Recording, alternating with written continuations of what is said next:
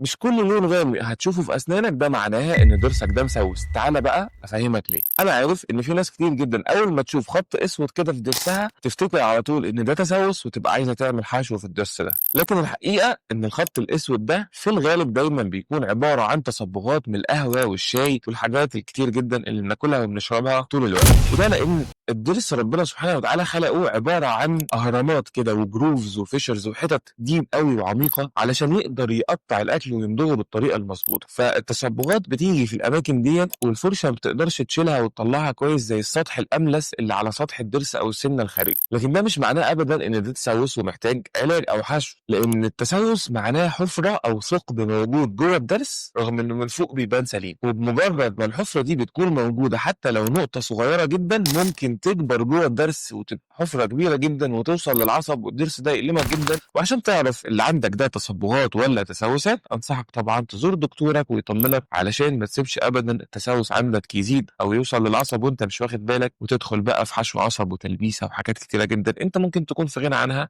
لان التسوس لما بيكون نقطه بسيطه وصغيره الحشوه بتكون صغيره جدا وبسيطه وتبقى حافظت على ضرسك سليم. لو عندك اي سؤال خاص باسنانك سيبه لنا في الكومنتس وان شاء الله هنجاوب.